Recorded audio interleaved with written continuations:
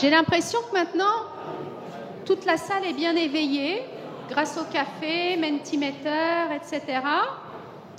Donc, c'est le moment pour moi de vous laisser en très bonne compagnie. La première conférence va se tenir maintenant. Elle va être donnée par les coordonnatrices ou leurs représentantes de vos 4 CCT, au Centre de coordination de la télésanté, si vous avez suivi dans les questions. Donc, je vais vous demander d'accueillir Madame Cathy Chapour du CCT du Centre universitaire de santé McGill.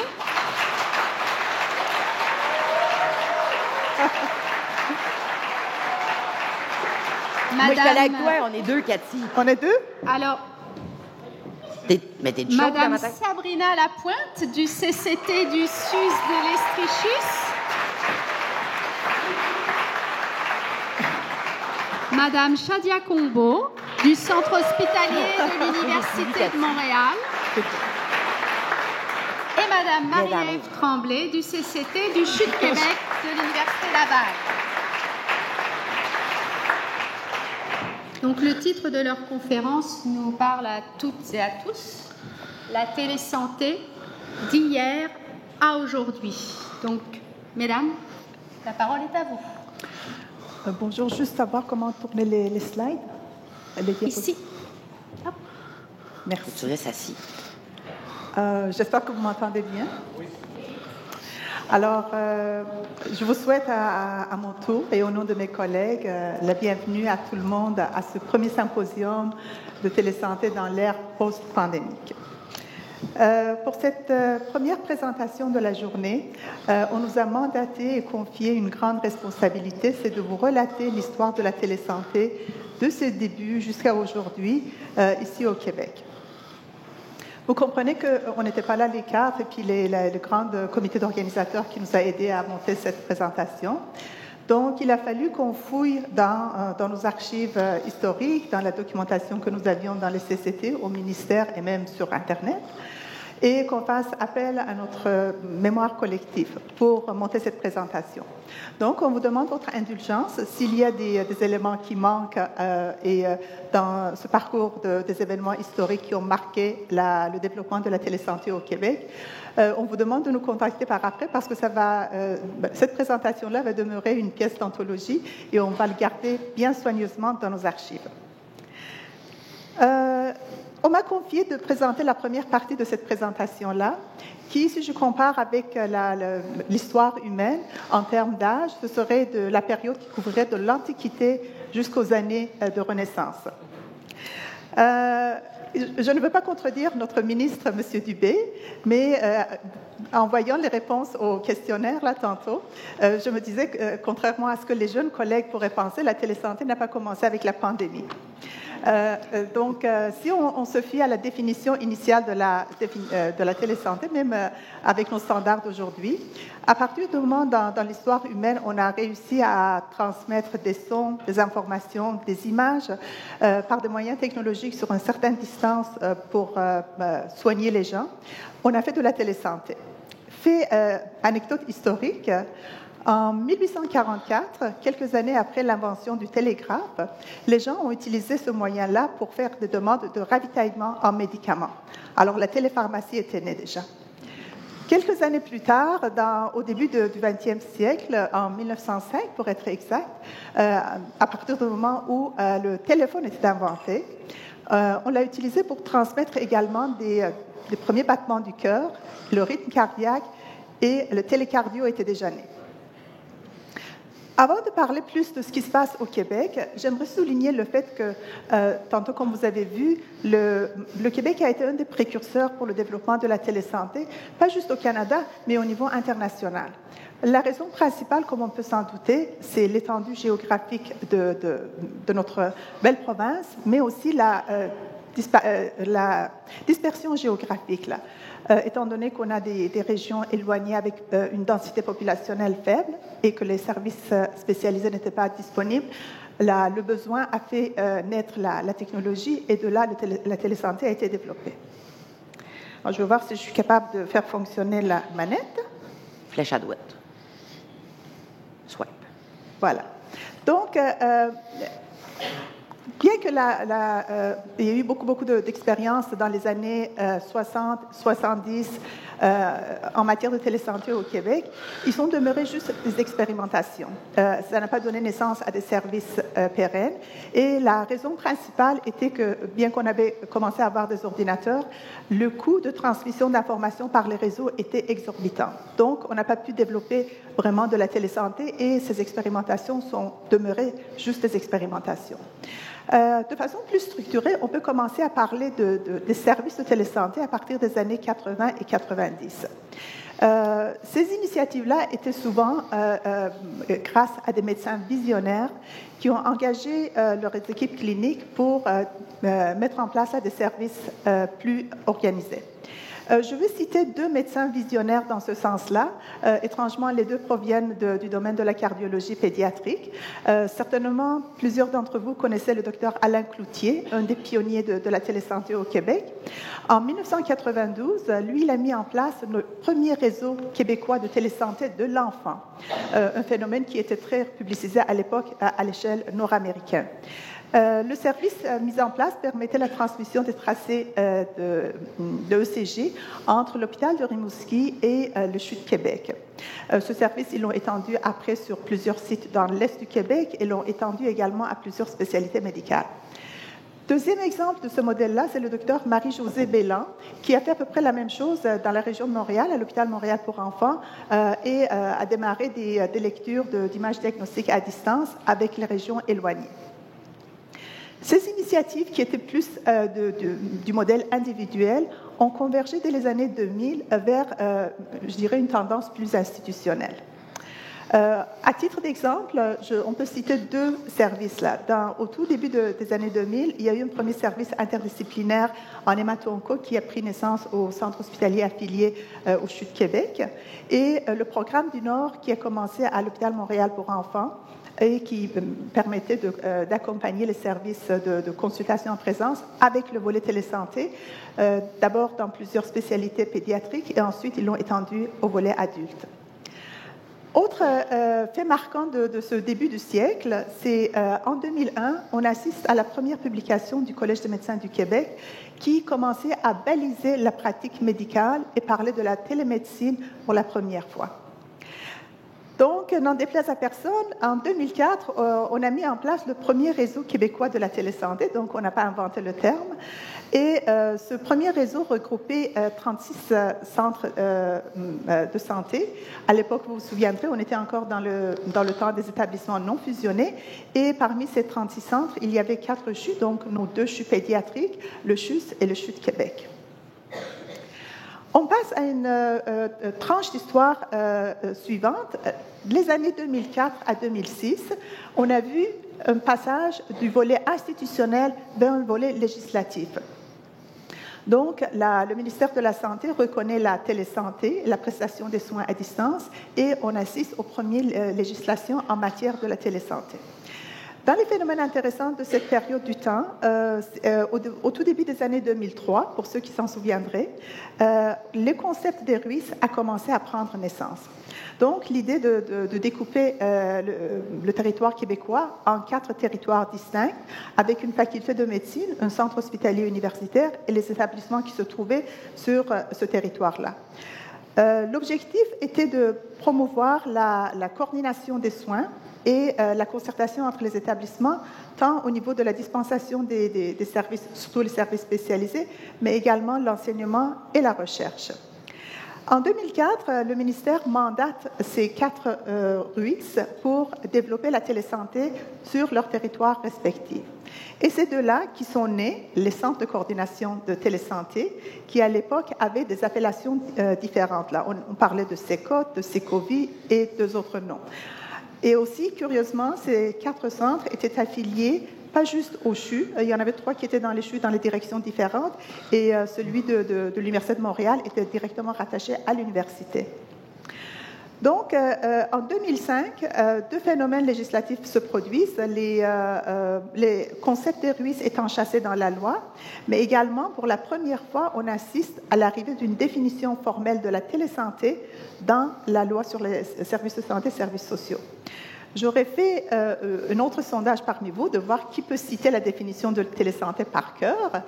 Donc, citez-le avec moi. Donc, selon l'article 108.1 de L4S, la télésanté est définie comme une activité, un service, un système exercé au Québec en matière de santé et des services sociaux, exercé au Québec à distance par les moyens de communication et de télécommunication pour des fins diagnostiques, traitement, coordination clinique, éducation, formation et recherche.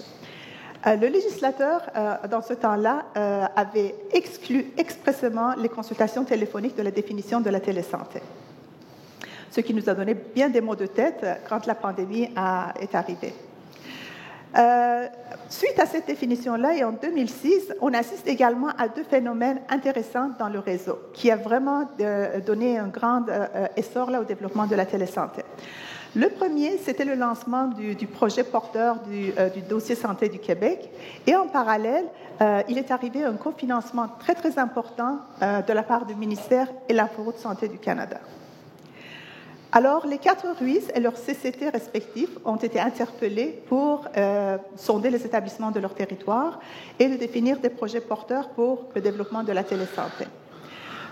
Évidemment, sans aucune surprise, à travers tout le Québec, la plupart des établissements se sont prononcés pour les besoins en matière de téléconsultation en temps réel. Ceci dit, dans chaque territoire, il y a également des projets très, très innovants qui ont vu le jour. À titre d'exemple, au niveau de RUIS, Université de Sherbrooke, si vous n'avez pas entendu de programme de téléassistance de soins de plaie, alors retournez faire vos devoirs parce que c'est un grand service qui a donné naissance à un modèle d'organisation de services en soins de plaie avec 3 options et qui a été entériné en 2018-2019, Sabrina, si je ne me trompe, par le ministère. Donc, c'est un modèle qui est encore vivant et à ce jour existant et des services qui ont été développés là dans ce sens-là. L'autre volet développé sur le territoire de Sherbrooke, c'était tout le volet téléformation, le télémentorat et la télééducation, là, en sus des téléconsultations dans différentes spécialités. Au niveau de l'Université de Laval, un autre grand projet novateur a pris naissance.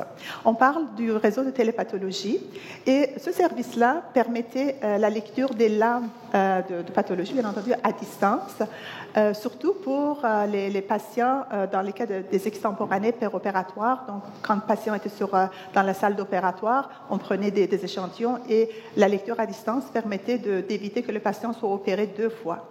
Également, ce service a permis d'obtenir les deuxièmes opinions sur la lecture des lames, mais aussi pallier les bris de service sur un grand territoire. Le service est toujours actif sur le territoire de RUIS Université de Laval et je vous invite même d'aller consulter les collègues là à leur kiosque pour en savoir davantage. Évidemment, ils ont développé aussi un réseau de téléconsultation et de télééducation pour le perfectionnement professionnel. À McGill, 2 autres projets novateurs ont pris aussi naissance là. Le premier, c'était un concept intégré qu'ils ont appelé le Centre virtuel de santé des services sociaux. Je peux en parler avec un peu plus d'autorité, c'est dans notre territoire. Alors, ce concept-là permettait la définition des soins nécessaires à distance, donc beaucoup de services de spécialité, les consultations en spécialité, mais pas juste ça. Et ça arrivait avec la technologie et même les services de soutien à la clé. Donc, ce service-là a été développé dans énormément de spécialités, surtout pour pallier le manque de services spécialisés dans les régions nordiques. Mais ce n'était pas uniquement les régions nordiques, il y avait aussi l'ensemble des établissements du territoire qui en bénéficiaient. Deuxième grand projet qui a eu aussi un renom et une portée provinciale, c'était le Programme national d'assistance ventilatoire à domicile. Ce service, mis en place par des spécialistes en inhalothérapie, permettait à offrir des téléconsultations, ajustement de médicaments et des équipements à domicile des patients atteints des maladies pulmonaires graves à travers tout le territoire québécois. soit des fois avec la présence d'un inhalothérapeute ou sans. Ce service est toujours, après 20 et quelques années de service, est toujours en grand essor et aujourd'hui dessert quelques 1500 patients à travers le Québec. Au niveau de RUIS, Université de Montréal, ils ont misé davantage sur les télésoins à domicile pour les patients atteints des maladies chroniques. Avec le comité de gestion des maladies chroniques sur le territoire de Montréal, il y a eu plusieurs projets qui ont pris naissance et ça a donné plus tard à d'autres gammes de services. Vous connaissez tous la suite de l'histoire avec le suivi virtuel en milieu de vie. Également, ils ont misé sur un réseau de télééducation avec de multiples spécialités et disciplines et le soutien clinique dans les établissements.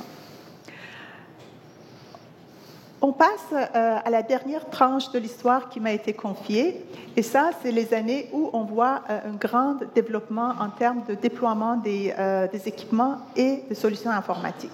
En effet, la manne financière qui avait commencé avec les grands projets cofinancés a permis, à travers le Québec, aux établissements de santé, d'acquérir des équipements de visioconférence. Vous vous souviendrez, pour ceux qui ont vécu la même expérience que nous, il fallait faire des réservations sur des logiciels quelque peu compliqués. Ensuite, il fallait se rendre dans une salle, réserver la salle, puis savoir manier des télécommandes très, très complexes. Et des fois, on se ramassait dans des réunions des gens où on n'avait pas d'affaires. Bref, ce déploiement des équipements à travers le Québec, donc, ça a continué jusqu'à à peu près l'année de la pandémie, où les solutions de visioconférence logicielles comme Zoom et Teams ont repris le dessus. Et encore fait anecdotique, le projet qui avait commencé avec quelques centaines d'équipements, avant la pandémie, était rendu à, de mémoire, plus de 1800 équipements de visioconférence distribués à travers la province. Cette infrastructure n'a pas servi juste à faire des rencontres administratives, mais ça a été vraiment la colonne vertébrale sur laquelle se sont basés tous les services de téléconsultation en temps réel, et aussi tout ce qui était la transmission d'images et autres informations cliniques requises pour les besoins de la télésanté. On voit dès l'année 2010 l'arrivée d'un autre phénomène dans l'évolution de la télésanté au Québec. Et ça, c'était l'apparition des premières solutions logicielles pour les services en télésanté. Donc, en 2010, sur le territoire de McGill, on a fait l'acquisition d'une application qui s'appelait Atlas Telemed, qui est encore aujourd'hui au service, et est l'ancêtre de la plateforme de soins virtuels que vous pouvez aller voir au kiosque durant la pause.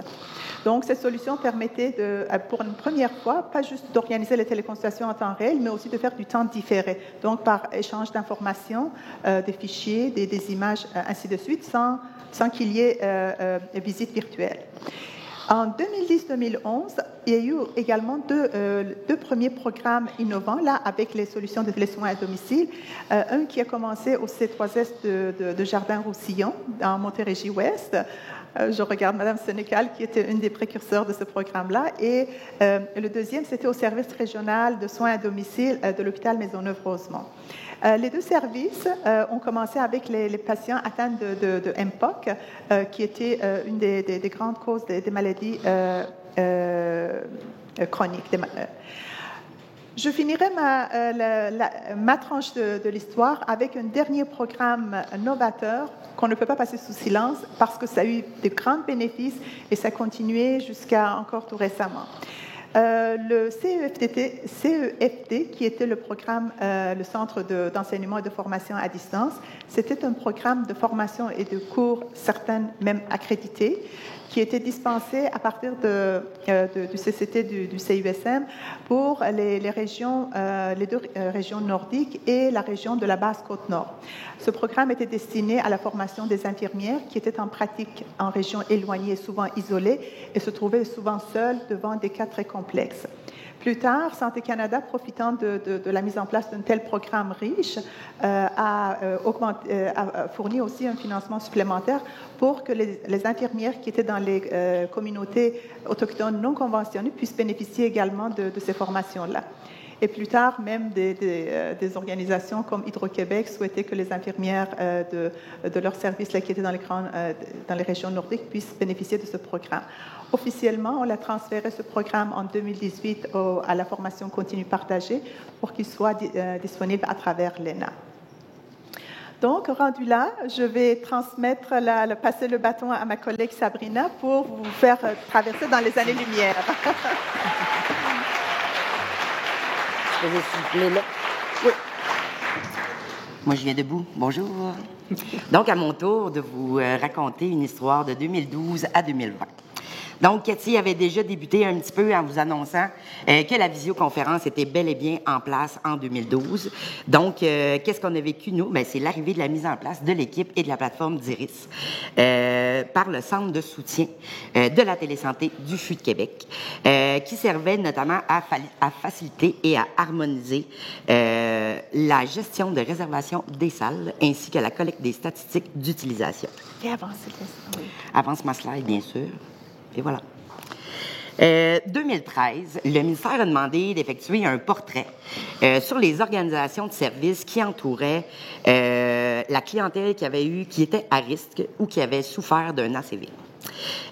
Ceci visait en fait 4 objectifs distincts, soit d'offrir des services surspécialisés pour la clientèle d'AVC, de soutenir les centres primaires et secondaires, de contribuer à la constitution d'une banque de données cliniques intégrée et bien sûr de favoriser l'enseignement, la recherche et l'évaluation des différentes technologies. Suite à ces travaux, un mandat a été lancé afin que les CCT puissent collaborer avec les équipes ministérielles pour mettre en place un projet de démonstration qui s'appellera la télé-thrombolyse.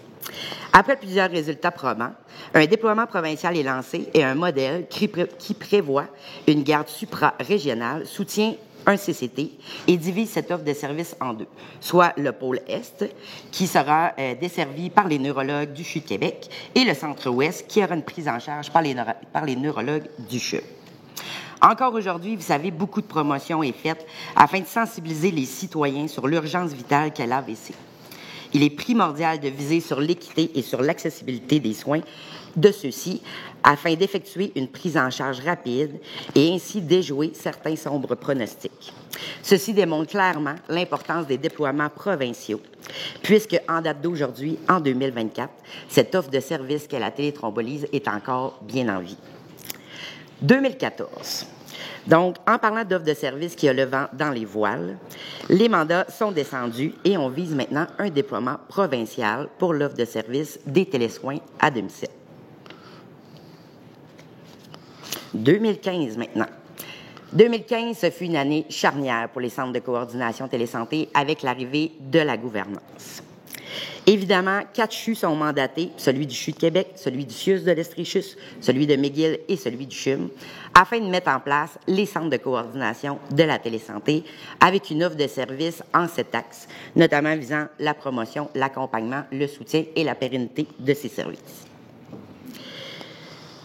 C'est d'ailleurs en 2016 que la première formation pour les pilotes arrive enfin et voit le jour. Plusieurs rôles ont été mis en place suite à cette gouvernance, notamment la cogestion, avec un volet de la notion des pilotes cliniques et technologiques ministériels qui viennent soutenir les offres de services des centres de coordination de la télésanté.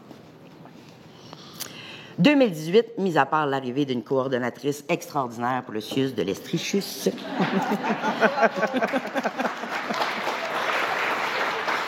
Un petit blague. Donc, bien que la gouverne soit mise en place depuis déjà 3 années, une refonte est déjà en place et les coordonnatrices ont 2 souhaits très clairs. De mettre en place une communauté de pratique afin de transférer les savoirs et de créer un bureau de projet qui facilite le suivi des plans d'action et des mandats provinciaux. C'est à ce moment que nous avons mis au monde le premier répertoire de services qui utilise déjà, ma foi, de grandes technologies, soit le PDF et les fichiers Excel.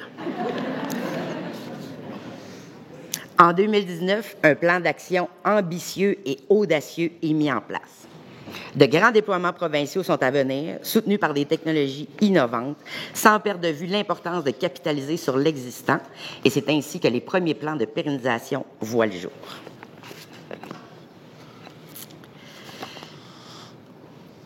Excusez. Et voilà. Mars 2020. Ça prenait bien quelqu'un qui allait parler du fameux mot aujourd'hui et ça a tombé sur moi. Mars 2020. Et oui, l'annonce d'une pandémie mondiale du jamais vu par la plupart d'entre nous. Bien que cet événement ait eu de nombreuses conséquences négatives, pour la télésanté, ce fut tout autre chose.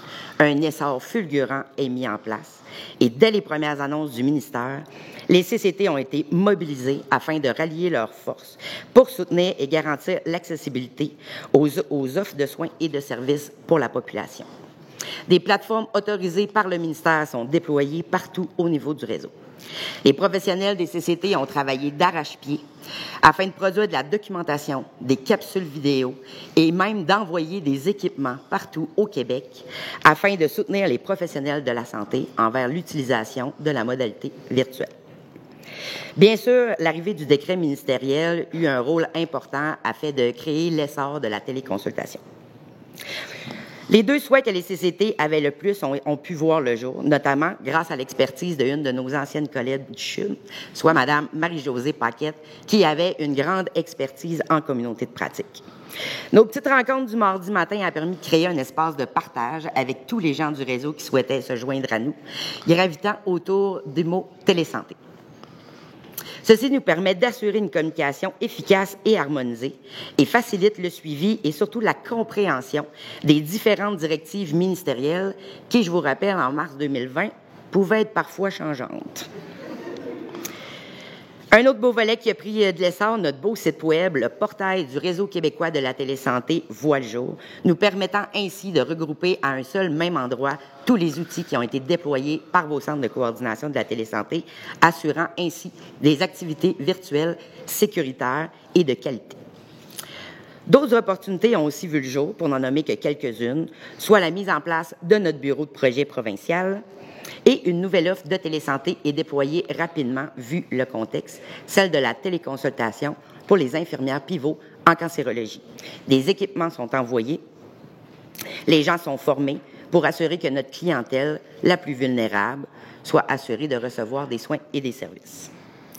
Vers la fin des années 2020-2021, d'autres avancées ont vu aussi le jour, soit avec l'arrivée du mandat pour les télésoins, l'opportunité d'aller faire une mise à jour majeure vers une solution infonuagique. On en profite, on fait peau neuve, on change de nom et on devient les suivis virtuels en milieu de vie. Un autre outil aussi qui a été déployé, qui a été fort utile lors de la pandémie, a été celui de Contact Télésanté, qui devient l'outil de choix pour favoriser la collaboration interprofessionnelle. Pour faire la suite de notre petite histoire, j'invite ma collègue Marie-Ève.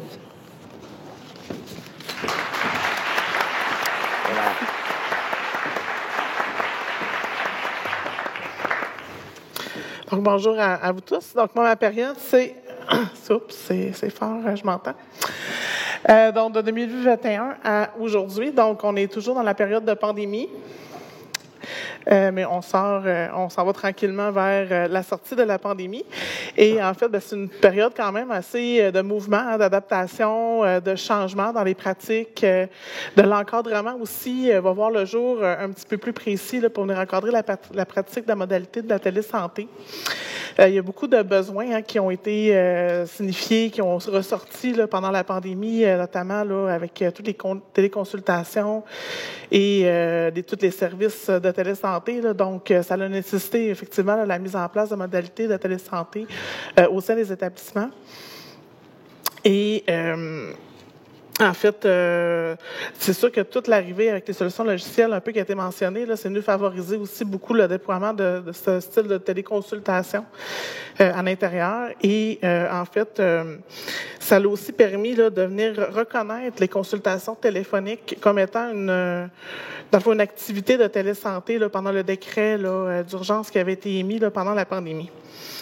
Il y a plusieurs secteurs d'activité qui ont été assez proactifs, qui se sont démarqués là, pendant cette période-là. C'est tout ce qui était santé mentale et réadaptation physique qui ont été vraiment là, un peu comme des grands précurseurs là, de la télésanté. Et au niveau, je parle un peu d'encadrement de télésanté, là, donc c'est le cas là, du Collège des médecins du Québec, en fait, là, qui est venu créer des fiches d'information qui permet, en fait, de venir donner de l'information, de venir structurer et d'encadrer la pratique de la télésanté à ses membres. Ça les permet de mieux les outiller. Donc, ça devient vraiment une source d'information, là, encore à ce jour, très pertinente. D'autres faits saillants aussi, il y a eu un audit du vérificateur général du Québec sur la télésanté. Il y a 4 grands constats qui ont été émis et dans ces constats-là, ils ont été inclus dans le plan d'action du ministère afin de les résoudre et d'améliorer ce qui avait été ressorti au niveau des constats. La mise en place aussi du financement pour les projets de télésanté de l'Institut de la pertinence des actes médicaux, donc IPAM, qui est arrivé et qui a permis aussi de désigner des chargés de projet au niveau des établissements. Donc, cette avancée-là aussi a permis de déployer de la télésanté au sein des établissements. Le portail IRQT, qui a été émis précédemment là, en 2020, a continué lui d'évoluer, de s'améliorer. Donc, une bonification au niveau des coffres à outils pour les professionnels, pour les utilisateurs, les usagers. Donc, une belle avancée. Et aussi, il y a une page qui a été ajoutée pour permettre aux citoyens de venir tester leurs composantes technologiques avant une téléconsultation.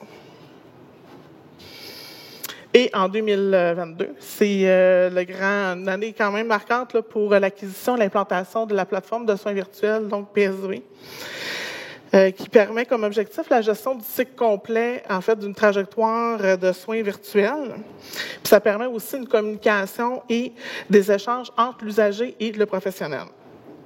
Donc, la plateforme de soins virtuels a été mentionnée. C'est vraiment comme un grand projet d'envergure pour les services provinciaux. Et la première spécialité, c'était la télédermatologie. Puis, parallèlement aussi, il y a eu toute la constitution du Centre de soutien et de services numériques en santé, donc le CSSNS. L'objectif, c'était vraiment là, de créer un centre de billetterie, un centre de soutien provincial pour tout ce qui était des plateformes ou des solutions provinciales à la télésanté. Donc, il y avait aussi là, un souhait là, de créer un centre qui était unique et aussi de venir standardiser le soutien au niveau des 4 CCT et de mettre en commun nos ressources. Par la suite, on a eu un changement législatif là, en juin 2022 qui est venu, si on peut dire, faire des changements au niveau de la télésanté, au niveau de sa pratique. On a aussi Agrément Canada qui est venu ajouter le chapitre 7. Donc, certains établissements ont déjà vécu leur visite dernièrement, d'autres vont le vivre au courant de l'année. Et aussi un nouveau lexique de télésanté afin de nous permettre d'avoir un langage commun à tous. Donc ici, on a les 3 plateformes provinciales qu'on vous a présentées au cours de notre histoire. Donc ici, je vais vous les présenter sommairement, mais ils sont dans des kiosques différents. Donc on vous invite là, à venir visiter. Si vous avez des questions, vous voulez avoir plus de détails au niveau des plateformes, ça va faire plaisir aux gens de vous répondre.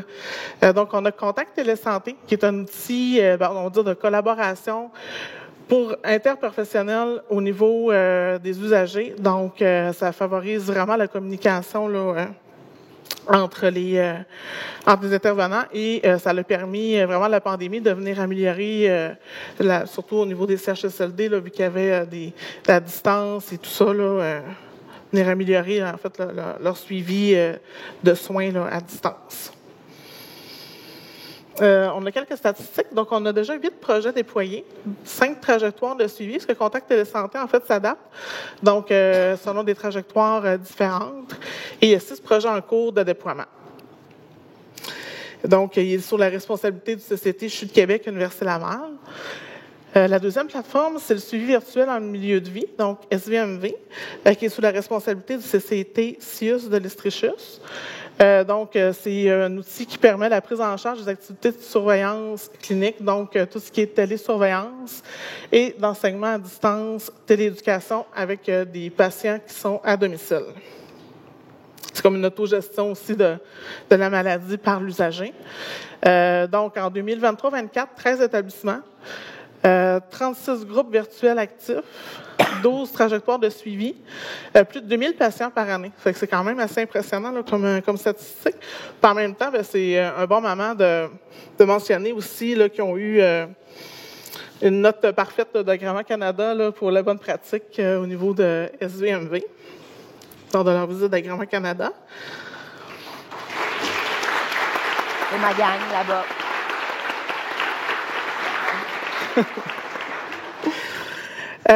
Troisième plateforme, donc la plateforme de soins virtuels, donc PSV, que je le disais un peu précédemment, donc d'échange et de collaboration entre les professionnels de la santé, de faire de suivi, aussi une gestion de suivi de trajectoire complète là, dans soins virtuels.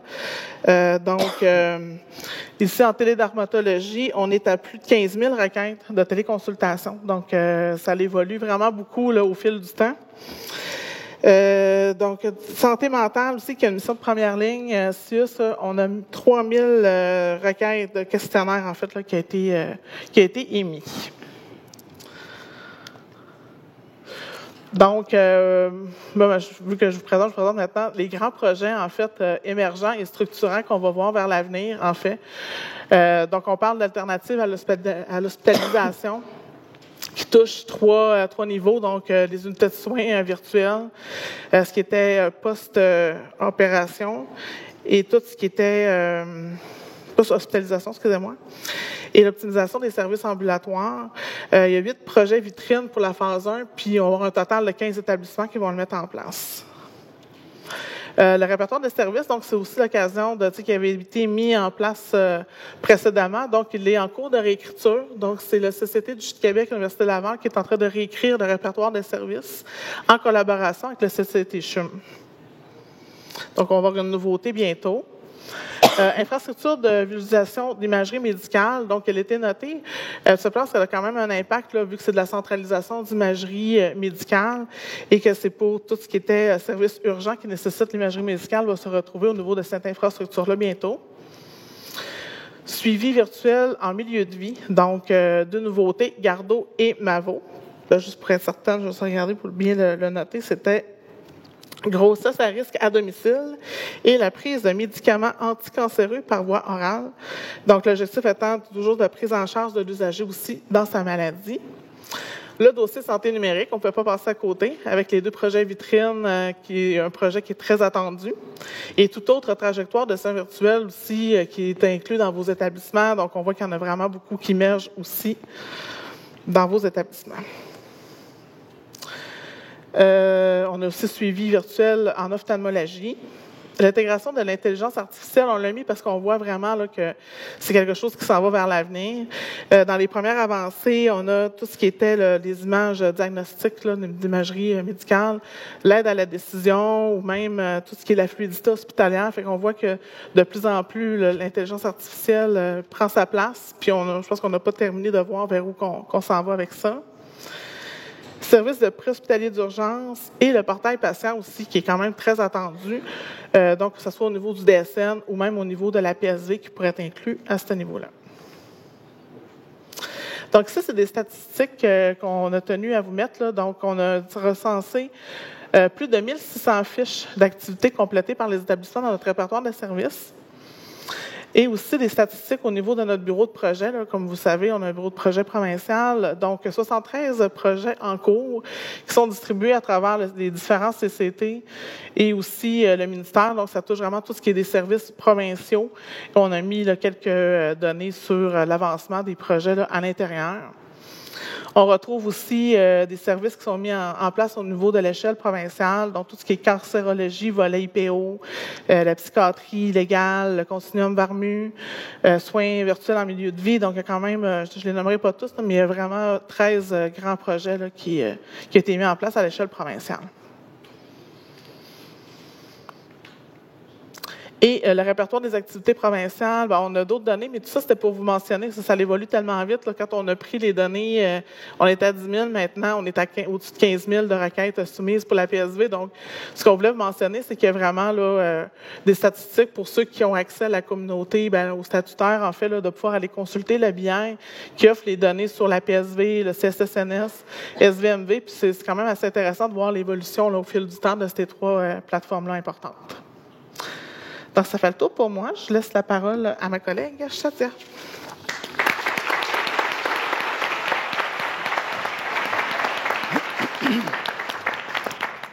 Bonjour tout le monde. Donc, moi, j'ai dû aller regarder un peu, sonder un peu ma boule de cristal pour savoir qu'est-ce qui s'en vient. Donc, je vais essayer de vous présenter ça en quelques mots. Donc, comme vous l'avez vu, la télésanté, ça date vraiment pas d'hier. C'est quelque chose, comme Cathy l'a dit, depuis l'Antiquité. Et sauf que c'est vraiment au cours des dernières décennies qu'on a vraiment vu une différence grâce, ou plutôt, je ne sais pas si je peux dire grâce ou à cause là, de la pandémie, donc Covid-19, mais également à tout ce qui est au niveau des progrès que la technologie a fait ces dernières années. Donc aujourd'hui, la télésanté est omniprésente au niveau de tout le réseau. Donc tous les établissements font de la télésanté, presque. Et on observe vraiment une multitude de projets novateurs qui sont initiés par les établissements. Chacun de ces projets-là répond beaucoup à des besoins spécifiques de leur communauté. Donc ces initiatives locales constituent des exemples inspirants pour l'ensemble du réseau et démontrent la diversité et l'ingéniosité des applications de télésanté. Donc, dans cette optique-là, la nouvelle structure de gouvernance du réseau québécois de la télésanté, certains parmi vous l'ont vu, mais aujourd'hui, on l'officialise, si je peux le dire. Donc, c'est le centre d'expertise du réseau québécois de la télésanté. Donc, vous allez me demander, c'est quoi ce centre-là? En fait, ce centre-là, c'est nous tous qui sommes là aujourd'hui dans le symposium. Donc, ce centre a été créé parce qu'il s'inscrit vraiment dans une volonté de mutualiser les savoirs et les connaissances de tout un chacun. Il déploie une approche qui mobilise les parties prenantes à tous les niveaux de notre réseau. Il s'engage à développer les pratiques donc dans le domaine des soins et services virtuels en s'appuyant sur une mission, une vision et des valeurs communes. Donc, ce centre est une entité virtuelle qui regroupe les principaux acteurs de la télésanté au Québec, soit donc les responsables au niveau du ministère, les équipes du CCT, mais également tous les établissements. Il réunit également donc, les équipes des centres d'opérationnalisation, donc de la PSV, SVMV, Contact Télésanté, mais également le centre de soutien. Et même le bureau de projet et les différents comités qui sont mis en place pour soutenir les orientations en matière de télésanté.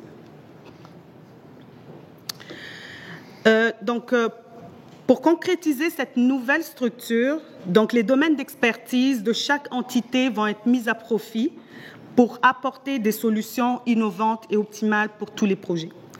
Donc, le ministère va assurer un leadership clinique et technologique avec les deux directions porteuses, donc soit la direction générale adjointe des affaires professionnelles et santé numérique et la direction générale des technologies de l'information.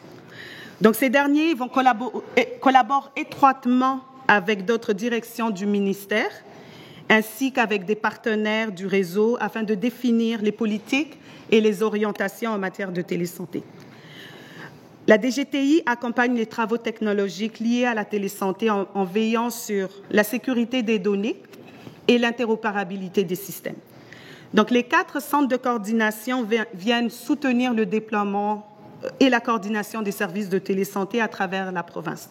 Donc, bien que chaque centre de coordination est responsable d'un territoire et d'actifs provinciaux désignés, la clé de notre succès de cette nouvelle gouvernance réside dans la complémentarité des expertises pour accompagner les établissements dans le déploiement de la télésanté. Donc, en effet, le CERQT va jouer un rôle essentiel dans la promotion et le développement de la télésanté au Québec grâce à ses différents mécanismes de coordination et de concertation soutenus par notre communauté de pratique qui se regroupe à chaque mardi matin et qui a environ 400 membres, et également à notre portail web, donc le portail du RQT, qui favorise l'échange d'expertise pour stimuler la recherche et l'innovation en télésanté en encourageant la collaboration de tous, favoriser le partage des meilleures pratiques entre les établissements, permettant ainsi à tous de bénéficier des leçons apprises et des réussites des autres dans un esprit de coopération, promeut l'adoption à grande échelle de la télésanté en développant des outils et des ressources pour soutenir les établissements dans la mise en œuvre de leurs projets. Le CRQT assure également un leadership dans la mise en œuvre des projets en orientant les efforts et en veillant à l'alignement des initiatives vers les orientations provinciales. Dans cet élan de partage, je voulais vous parler de quelques projets phares, donc il y en a beaucoup d'autres, mais ces projets-là, on a décidé d'en parler parce qu'ils sont déployés, donc il y en a certains, ça fait un petit bout là que ça existe, mais on voit vraiment que c'est des projets qui ont eu un impact très important sur notre système de santé, mais également sur la vie des patients. Donc le programme de TDRD que Cathy a parlé tantôt est un outil précieux vraiment qui permet d'améliorer le dépistage et la gestion de la rétinopathie diabétique chez les patients diabétiques de type 2, en augmentant l'accès au dépistage, en permettant une détection précoce de la rétinopathie diabétique et en réduisant le risque de complications. Le programme de rétinopathie diabétique peut contribuer à améliorer la santé et la qualité de vie des patients diabétiques. Le service de téléinterprétation des échographies obstétricales est une innovation prometteuse qui a été déployée dans le Nord et qui utilise la télésanté pour améliorer l'accès aux patients aux soins prénataux, en particulier pour les femmes enceintes qui vivent dans les régions éloignées. Plusieurs projets de télésoins à domicile ont vu le jour également dans beaucoup d'établissements, dans l'objectif d'améliorer la prise en charge des patientes qui vivent avec des maladies, avec des plaies chroniques, pour favoriser l'accès à des stomothérapeutes et à des expertises en matière de soins de plaies. Le téléprétriage en urgence, qui a vu le jour pendant la pandémie, qui avait comme objectif vraiment de mobiliser des infirmières et d'autres professionnels de la santé qui étaient en retrait donc, des établissements, est une approche innovante qui utilise la télésanté pour améliorer l'accès aux soins, réduire le temps d'attente et optimiser les ressources hospitalières dans les secteurs, dans un contexte de service d'urgence. En offrant une évaluation rapide, efficace des patients à distance, le téléprétriage contribue à améliorer la fluidité au niveau des urgences, puis je pense qu'on en a vraiment besoin. Le télétriage AVC est une innovation majeure aussi qui révolutionne vraiment la prise en charge des patients suspects d'accident vasculaire cérébral. Donc, il permet d'évaluer rapidement à son chevet l'état du patient et de l'orienter vers la ressource qui est vraiment requise pour son état de santé. Donc, cette intervention rapide est essentielle pour limiter les dommages causés au cerveau et améliorer les chances de récupération du patient. Ces projets novateurs de télésanté illustrent le potentiel immense de cette modalité de prestation de soins et services pour soutenir et transformer notre système de santé. Tantôt, Elisabeth Harpin nous a parlé du plan d'action télésanté qui va être diffusé bientôt. Sachez que dans ce plan d'action, nous avons ciblé donc, les domaines, donc les grands chantiers de ce plan d'action-là vont permettre vraiment d'atteindre les finalités de la télésanté, donc le but qu'on recherche tous lorsqu'on déploie des services de télésanté, qui est d'offrir des soins en continu et de qualité au moment opportun, accroître l'accessibilité aux services, même dans les régions les plus éloignées, améliorer l'utilisation des ressources et des expertises en favorisant le partage des connaissances, mais également la collaboration, favoriser la participation des patients comme partenaires à leurs soins. Donc, ça permet une approche plus personnalisée pour le soin des patients. Organiser les services en réseau et favoriser la collaboration entre les professionnels en facilitant leur communication. Ces projets s'inscrivent effectivement dans les transformations majeures que notre réseau est en train de mettre en œuvre actuellement, car, comme vous l'aurez remarqué, le secteur privé a clairement saisi le potentiel de la télésanté. Le secteur a vu que la télésanté peut répondre aux défis que le système de santé aujourd'hui fait face et améliore l'accès aux soins et services pour la population. Donc, de nombreuses entreprises développent et proposent des services de télésanté en parallèle de notre réseau public. Cependant, l'essor de la télésanté dans le secteur privé va soulever également des enjeux très importants, notamment en termes de continuité de service. Donc aujourd'hui, le gouvernement du Québec est résolument engagé à transformer notre système de santé et à améliorer l'accès aux soins pour tous les Québécois. En mars 2024, le ministre de la Santé, donc M. Dubé, a présenté un projet de règlement pour encadrer et pérenniser la télésanté. Je le cite, il a dit « La pandémie a donné lieu à l'apparition de la télésanté dans la vie des Québécois et Québécoises. Nous devons reconnaître qu'elle fait partie des beaux succès que nous avons connus. » Il l'a même répété dans sa vidéo tout à l'heure. Donc, la télésanté est effectivement un outil puissant pour concrétiser l'engagement pris dans le plan santé. L'arrivée du DSN marquera un tournant important dans l'évolution de la télésanté au Québec. En tirant parti des avantages de cette plateforme numérique et en relevant les défis associés, le réseau de la santé québécois peut propulser la télésanté vers de nouveaux sommets. Le DSN et la télésanté, ensemble, ont le potentiel de transformer le système de santé québécois, de le porter vers un avenir plus performant et plus centré sur les besoins du patient. Ainsi, comme vous voyez, donc, que vous soyez un professionnel de la santé, un chercheur, un patient ou un simple citoyen curieux, le portail RQT vous offre un accès privilégié à une mine d'informations précieuses sur la télésanté. Il constitue une ressource essentielle pour tous ceux qui souhaitent s'informer, s'engager et contribuer à l'essor de la télésanté au Québec, car, comme on aime le dire, l'effort de chacun contribue au succès de tous. Merci beaucoup.